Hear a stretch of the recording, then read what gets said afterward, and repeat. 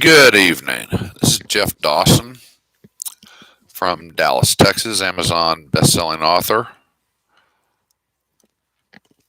I did a news update for the end of the week of 3-1, and I wanted to go over some of it, and then I'm going to do some ads at the very end based on a bill that is currently in the House. And I talked about it once before, and it needs to be discussed again. So where are we this fine Monday morning? Well, if you listen to the media, you don't have a clue, or you have a slight bit of info that can be spun any way you wish. So let's dive right in. Okay, we all know about CPAC. And if you're a Republican, it was a hit. It was a big cheerleading event, but then that's what they're supposed to be. I mean, when you were in high school or college and you went to a pep rally, did you go to listen to the coach tell you that y'all were going to get your asses handed to you by your opponent?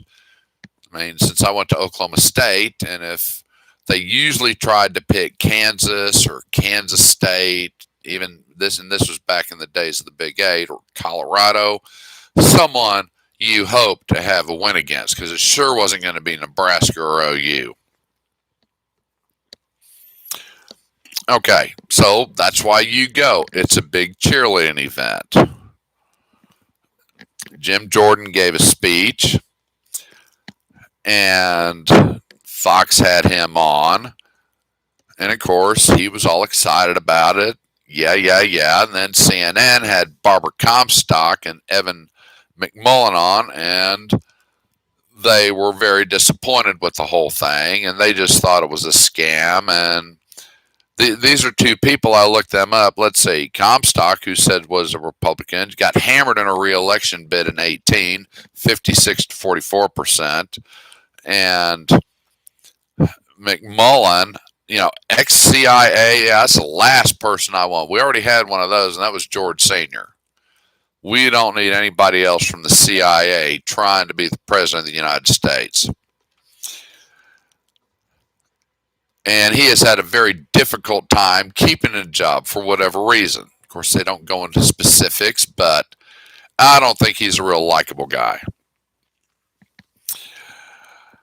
So I didn't consider that as a credible source, and that also went for Fox. Of course, they're going to have people on that are cheerleaders for the right. Duh. It doesn't take a brain surgeon to figure this out. But this seems to be something that people want to complain about. I don't get it. Okay, so Fox is conservative, and CNN and MSNBC and NPR are hard left, and Fox is hard right. Well, these are givens, And why the hell do they believe it's necessary for these networks to keep talking about what their competition is talking about? I think that is the most asinine thing I have ever seen and witnessed. And I don't care which network you watch. Now, News Nation, they're trying to change something up. I'll get to them here in a little bit, but I've got them in my notes. And I've got to correct the statement that I put on Facebook Tuesday in regards to them.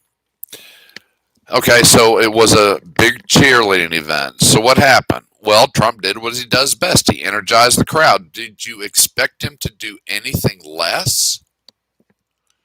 I mean, for a man that's 74, 75, he does have a hell of a lot of energy. You cannot take that away from him at all. I have friends that are in their 70s and 80s. They can't move at that pace. The man is just amazing how much energy he has. And yes, Trump went over the election results. So I went back and re-looked at some notes that I had made back in November and December. and went back to reevaluate the numbers I had posted as far as how many voted in 2020 and 2016. Now, all the articles that I went to, I noticed one word. They said eligible voters. Okay, well, eligible voters is a really wide swath. Why didn't the articles, and this was the Washington Post, the New York Times, Vox, who else did I look at? A couple of other sources, and they all said the same thing. Eligible. Well, why didn't you use the word registered? Because that is the key word when you get down to it. How many registered voters voted in 2020? You really believe 72% of the registered voters voted in 2020 versus 58% in 2016? I mean, that right there should raise eyebrows. And I talked about this and wrote an article months ago. And I had people come on Facebook and just say, well, if your numbers were true, then the media would be all over it. Why would they be over it? I was going off of the election numbers. I was going off of how many registered voters there were in each state and the percentage. And I'm still saying Arizona was just over 1 million more people voted in Arizona than in 2016. I'm still not buying that. I don't care if Arizona's population exploded. It is what it is, and I'm not going to go into that. Now, that aside, now Trump did misspeak, and the media for the last 4 years said that he lied all the time. Okay, he did have one here. He talked about being responsible for he supported 120 out of 122 candidates for the House and 121. He said he was 21 and 0 in the Senate. Well, Donald, that's not exactly true because you stumped for Perdue and Loeffler in Georgia. So give the devil his due. Let's be fair. You dropped those two for whatever reason. And then you go back and look at Georgia. And why was there basically 100% drop in voters for these two Senate races? Over 4 million total votes were cast in those senatorial races in both of them. And it was just over 2 million for the runoff. And I did hear the excuses that, well, the Republicans were tired, blah, blah, blah, blah, blah. Okay.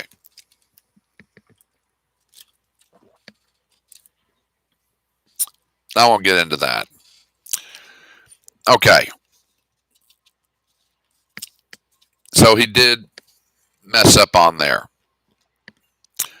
On the WHO, I looked up those numbers when he said that it cost us $500 million a year.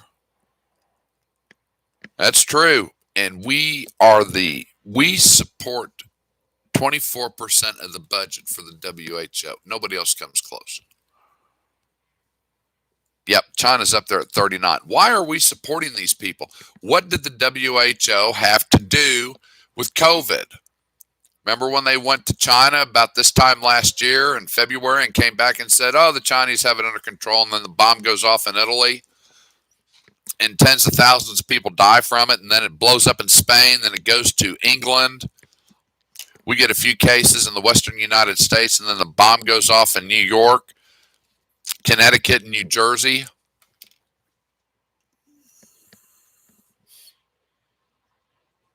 Why are we in the WHO? They didn't do anything to combat COVID-19. They're all sitting around drawing these huge checks. Now, it's going to be just like the Paris Accords, and I'm not even going to get into that. So that was a solid point. We don't need to be in that. Now, the networks, all of them, should Donald run in 2024? He is the leader of the Republican Party. This is a given because those people don't have a fucking clue what they're doing, especially McConnell. I mean, they're fish out of the water, and they have been for a very long time, and it just gets worse every day that they wake up and talk. I don't know whose interests they have in mind, but it sure the hell isn't the American people. So should he run in 2024? No, not in my opinion. Hell no. He's going to be 78 years old. I don't care if he has more energy than the Energizer Bunny. He's going to be 78. And isn't that what Republicans were raising hell about with Joe Biden? He's 78. I sure did.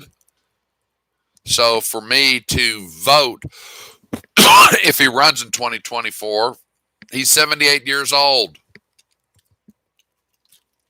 He needs to find somebody like DeSantis that is young. Santos is in his 40s, is conservative,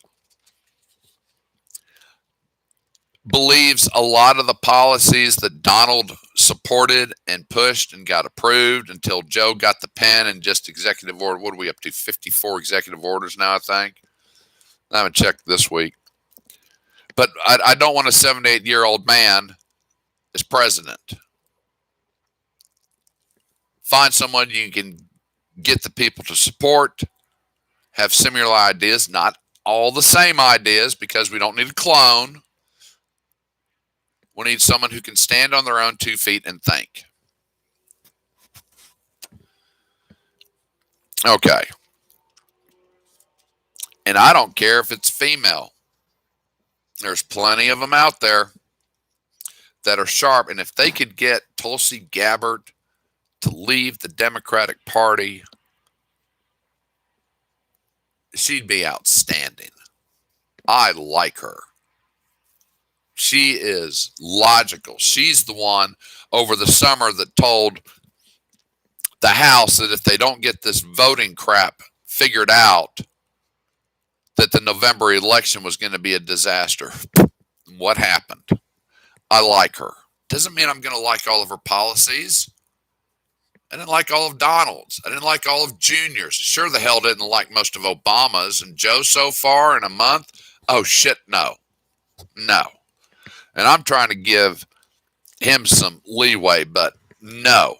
Not this stuff that they're coming up with. And we're about to get into this new CARES Act bill. Okay. Another story that popped up was Dolly Parton was under fire by Vox. Dolly Parton? Are you shitting me? Who'd she piss off? To this date, I couldn't tell you if she's a Democrat, a Republican, or an independent. And you know why? And Dolly said this at the Emmys in 2017. Remember when she had that reunion with Lily Tomlin and Jane Fonda, and Jane and Lily just trashed Trump. And Dolly just stood there and smiled and really said not much of anything other than thank you. It's good to see you all. She was interviewed later about why she didn't say something. And she goes, because I don't talk politics. I have fans that are from all political spectrums, and I don't want to lose my fans. I want to make music, and I want them to enjoy it. But Vox gets upset because she won't say anything? What the hell? Who's next? Dorothy Hamill? For those of you that don't remember, she was the darling of the 70s in figure skating. Well, what other celebrity that is quiet that you want to hear from? What a bunch of crap. Okay. Now this current bill in the Senate. This is nothing short of a major boondoggle and graft. Depending who you listen to, You get a little bit of this, you get a little bit of that, but you don't get the whole damn thing. So I looked at Vox, NPR, and the Washington Post and came up with what they are saying is in it. This is a $1.9 trillion package. And let's remember that Nancy said back in October the reason they didn't pass another one is she didn't want Trump to have another victory. That's really looking out for the American people, isn't it? No, it's not. Not today, not tomorrow, not any day. No, she said that in November, I believe. Go back and look it up. And that's point blank what she said. Well, some of the high points are, Joe said, well, tell me what to take out of the bill. I don't know what to take out of the bill. We ain't looking very hard, Joe, because we're going to go through some of these numbers, and it's real easy to see where you can start trimming a hell of a lot of fat, and you're going to love to see the balances left over. The big winners are going to be the states in distress. They get $350 billion. We'll get, well, that's not covered. New York, New Jersey, California, Michigan, I don't know. Who gets what? Divide $350 billion by 50. You really think that's how it's going to work? No, not at all. The second biggest winner is going to be unemployment at about $136 billion. That's going to go into the fund. And they've been talking about this. Let's extend the unemployment insurance, which we went through this with Obama, which for a lot of people, that was a good thing. I was a recipient of that. I got laid off and I drew unemployment. That's what it's there for. So I was grateful for that.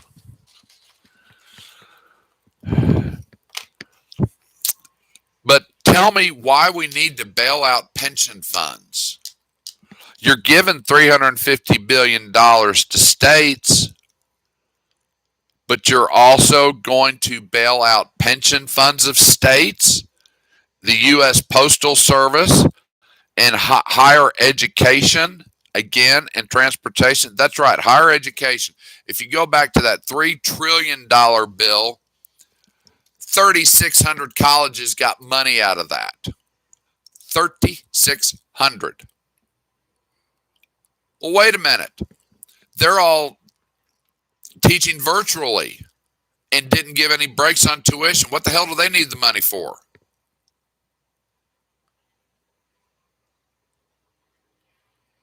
And there's a number in here. We'll get to that. What do they need it for? Transportation? You're giving the states $350 billion. What's that money supposed to go to? Aren't they supposed to then issue it to the counties and the cities? So why do you need extra money for transportation? What transportation?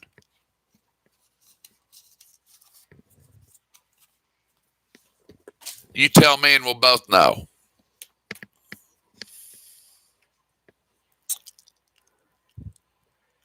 And what I came up with just going through these numbers was there's $477 billion left over from the 1.9 trillion. Is that what those add up to? I mean, the citizen bailout that we're going to receive, the 1,400, 3.4 billion. Rental, 25 billion. Okay, I can see that. Pandemic supplies, 10. We already went over unemployment. PPP, 7. Restaurants, 25 billion. Okay, now there's finally something we can hang our hat on. $25 billion is going to the restaurants. But I don't see anything in here for the tourist industry. Well, they've been hit just as hard as the restaurants.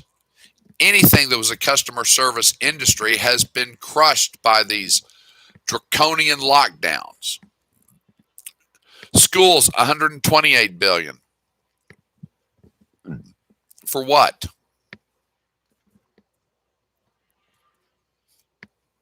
Cleaning them? Redoing the ventilation systems? There's only one company, and I haven't heard anything about them since I think it was May or June, where these guys came up with this filter that would kill the virus. Is every school going to get this filter? What are they planning to do? Because Joe said, well, it's all about ventilation and stuff. Yeah, I'm not buying that either. Higher education, which I already mentioned, they're getting $39 billion. Child care is getting $39 billion. Okay, where is that money going to? So you're giving the American citizens $1,400 eventually, if it passes the Senate. Well, is that going to go to the child care facilities, or is that going to go to the parents that pay for the child care? Or is that going to support the state child care facilities?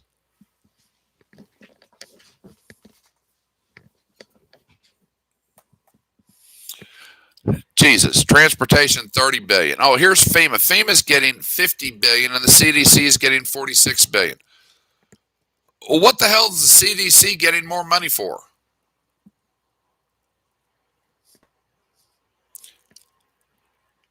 And what's FEMA getting the money for? They already have budgets. Are you really telling me they need more money to do what? You know, say what you want to about Trump. Say you don't like him, say you hate him. They had all of this set up. Yes, it was going to have to be tweaked. Everything has to be tweaked. When you have something that you've never dealt with. I mean, it took us 2 years to perfect amphibious landings in the Pacific during World War II. You're always improving on something. So when Joe said, well, I was given nothing, that's just a bunch of crock shit. But there would always be things that come up. Anyone that's been in the military knows you have plans, or in construction, you have plans, you set plans, you make plans, you move forward. Things will change. Different things will come up that you can't anticipate. And you revise as you go. Mental health, which is across the news now, and how devastating it is. Well, they get a whopping $3.5 billion. The DOD is getting $10 billion. Okay, the DOD I can kind of understand because they're the ones that are in the logistics of all of this. But why does the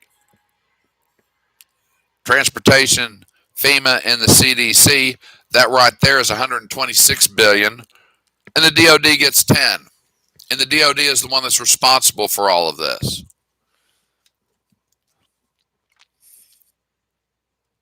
The airline industry is getting another $15 billion. Small business, the backbone of the country, is getting a whopping $10 billion in additional SBA funding.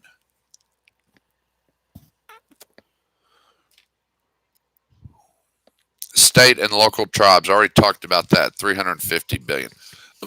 And here's one, here two. You tell me what the hell this is. Postal Workers Emergency Leave, $0.57 billion. What the hell is that? And then there's an oversight amount of $0.11 billion. What the hell is that? For what? Oversight on what?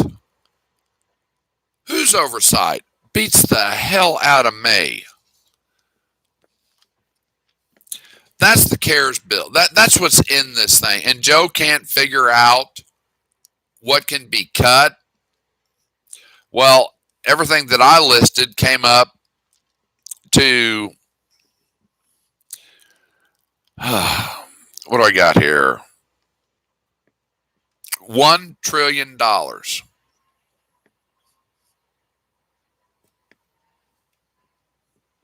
Which leaves a balance of $891 billion. I know I said 477 at the beginning, but I'm showing you there is a huge discrepancy on where all this money is going.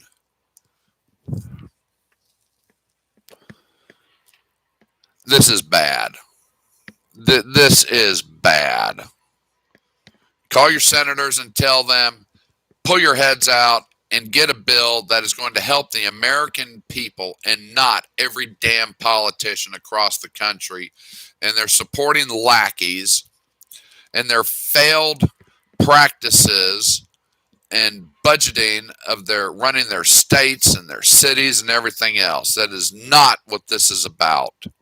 I understand that due to the lockdowns, sales tax revenues have just plummeted. Remember when we had the coin shortage? People didn't have change because, well, there's no money changing hands because we're all locked down this time last year. For in Texas, was it 6 or 8 weeks? Well, if you're not going out, there's no money being spent. Kind of simple logic there. And yeah, I heard all the conspiracy crap too. Okay, so that's my take on this bill. It's totally disgusting. Hey, Joe, there's a whole lot you could take out of it.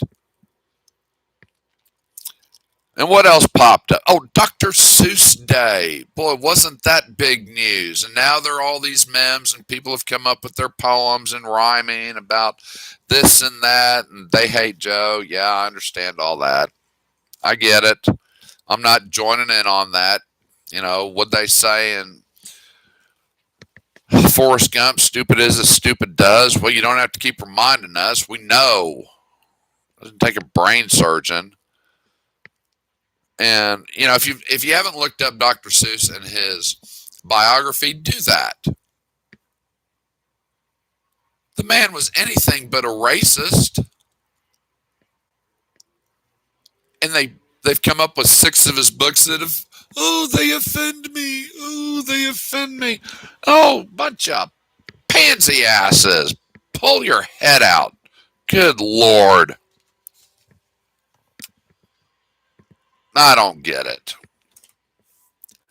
How many tens of millions of children, probably hundreds of millions, learned to read because of Dr. Seuss? Simple words, simple lines. It was a hell of a lot more exciting than reading See Dick Run. I remember those books. So did you rather want to read the primer of See Dick and Jane Run, or did you want to read about bugs under the rug? Or A Cat in a Hat, or Thing 1 and Thing 2? I picked the latter. There were fun stories. Isn't that what reading is supposed to be? As fun, and as an author, I would say, damn right it's supposed to be fun and simple and easy. Oh, no, we can't do that. Bunch of dumbasses.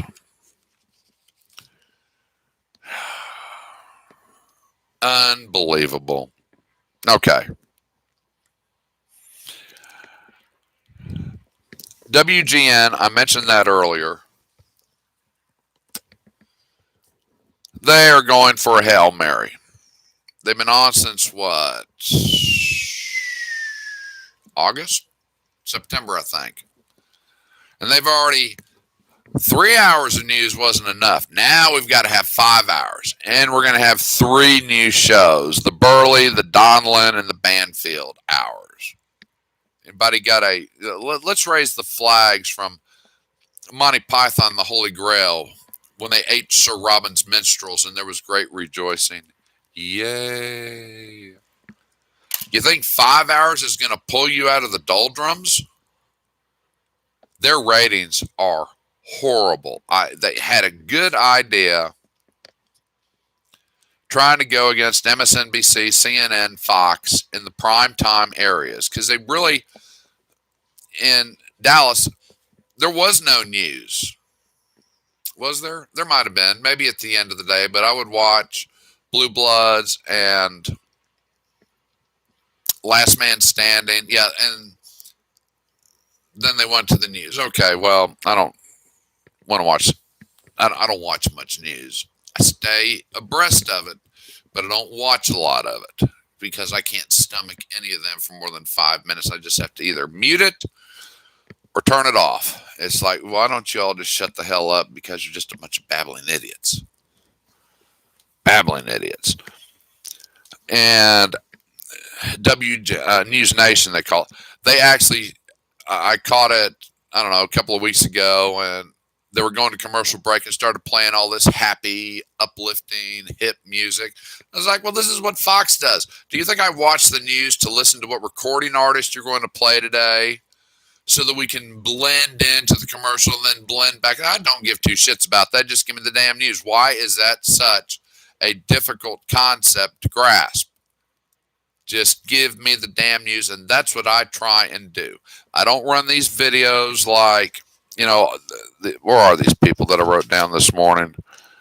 It was at Mark Kay, Denny Johnson, Brian, Tyler, Cohen, Dan Bongino. I don't need to show a video. I'm not going to spend 5 minutes setting up a 15-second clip. That just drives me up the damn wall when they do that. Well, let's set this up for you. Hey, why don't you just run the damn clip and I'll set it up for myself, just like a sports announcer. I don't need you to describe what I just saw. I know what I saw, and if I could figure out how to come up with a analog to cut out the announcers, I'd be a billionaire. Just hit that button. Announcers off. Shut up. Don't care. You're an idiot and you're overpaid. I'll make up my own damn mind. I don't need you to try and do it for me. Idiots. So I did have to, I tried to watch WGN tonight, and I watched a little bit of it at the very beginning. Well, this new group they've got, they seem to be okay, so I'm going to have to watch it again. But I really think they're throwing a Hail Mary. 3 hours wasn't enough, so we're going to go to 5 hours and raise our ratings. I don't think they're going to be around at the end of the year, not in the format they've got right now. We want to have a conversation. That's what Banfield says. And Donlin, I want you to think for yourself. You think we're so stupid we can't think for ourselves, you idiot? How much are you making a year? 2 to 5 million? And Banfield wants to have a conversation with me. Well, that's going to be real damn hard since it's a one-way conversation. It ain't a Zoom call, is it? It's not a Facebook Live, is it, where I can write comments and go, please shut up, please shut up, please shut up. No, ain't any of that. And this was classic. Okay, enough of WGN. You know, yes, people, I am a conservative, and I've stated that over and over.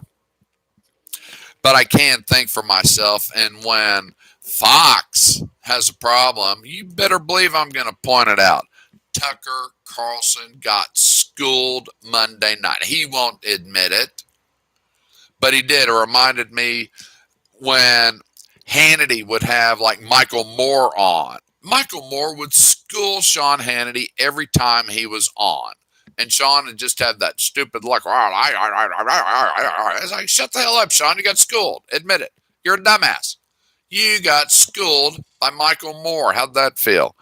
Well, this guy that Tucker had on is David Teferi, who has worked in the government, is familiar with diplomacy and the geopolitical scene, and he schooled him. No matter what Tucker tried to say about Iraq and Afghanistan and why we were there and why we shouldn't be there, and this current problems in Syria. I had to tip my hat to David because he had a good answer for every question, and all Tucker could do is, well, I just don't agree with that. Well, what type of response is that? You knew you weren't going to agree with him when you brought him on the show. So I don't know what to tell you. But yeah, he got schooled. I do enjoy watching that at times. I always enjoy a good ass kicking. I think we all do. Forget which side of the aisle you're on. And the last thing I'm going to bring up, because my daughter just sent me a message, and I think my granddaughter's getting ready to wrestle, is HR 1 is going to the House. People, I did a video on this. You go to my YouTube channel, Director59, and you find it. I don't give a damn which side of the aisle you're on. You need to read this. You need to listen to my video. You need to find that bill and forget what the hell the press is telling you and read this damn thing, because it is a disaster. There are very few, I think there's like 2 good points I found in it. And I'm not going to go over those because I go through it in that video. This will destroy elections in this country for a very long time. And what's even worse is the federal government is going to have a pilot program where they give $10 million to 3 states so they can divvy it out to voters who then can give a $25 contribution to the candidate they support because, oh, here go the poor people. Well, we're not allowed to be involved in the political process because we're poor, so we can't send in a campaign donation. Well, Uncle Sam's going to take care of that. He's going to give you the money so you can give a candidate $25. What type of crap is that? Okay, I didn't mean to rant, but I had to read this bill, find this bill, do your research, and you tell these people you don't want any part of this. We understand we need voting reform. And the argument of voter suppression is out the window if the numbers were right, that more people voted this time in the 2020 election than in the history of the United States. That's a given. And I already gave you the numbers of 74% of registered voters. So where's the voter suppression in all this? There isn't any. This is a falsehood. This bill on mail-in voting, one of the biggest problems is none of them have to be certified. Signatures, addresses, they don't have to be notarized, nothing. Ballot harvesting is going to be an all-time high, either side of the aisle. This is a bad bill for America. Y'all have a good night, and I will chat with you later.